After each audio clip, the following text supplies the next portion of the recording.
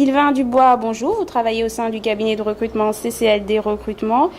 La question du salaire est une question assez délicate pour un candidat. Alors, comment bien aborder cette question en entretien d'embauche ?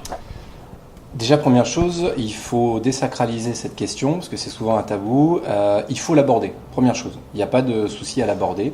La seule préconisation que je ferais, ce serait de ne pas l'aborder au bout de 5 minutes, alors qu'un recruteur vous demande de vous présenter.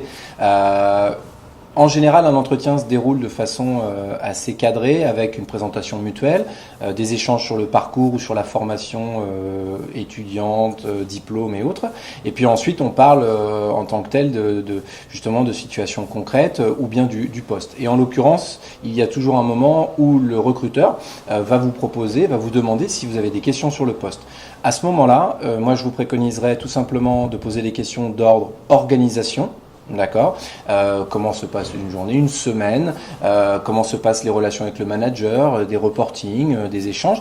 Et puis, une fois que vous avez ces réponses-là, peut-être avec un grand sourire, dire si j'ai peut-être une dernière question, c'est par rapport à la rémunération.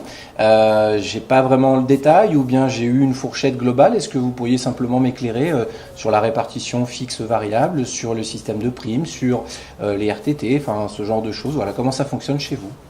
Et doit-on parler en salaire annuel brut ou en salaire mensuel ? Ah, vaste sujet.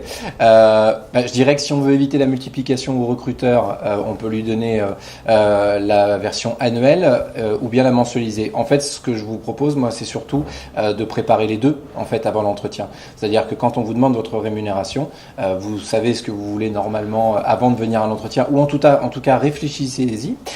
Et puis arrivez en face à face, faites le calcul avant en fait, et vous pourrez lui proposer à la fois l'annuel et puis le mensualiser.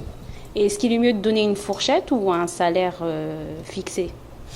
Alors, moi je vous inviterai à donner une fourchette parce que normalement le recruteur fera pareil.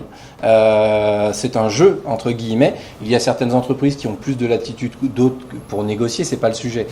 Mais il vaut mieux toujours donner une fourchette. Et cette fourchette, je vous inviterai à la donner une fois que le recruteur vous a donné les éléments de rémunération. Maintenant, ne pas se bloquer. De toute façon, ils ont un cadre, ils ne pourront pas en sortir. Mais il vaut mieux aborder la question de la REM sur l'aspect fourchette que donner un seuil X duquel vous ne pourrez plus jamais bouger.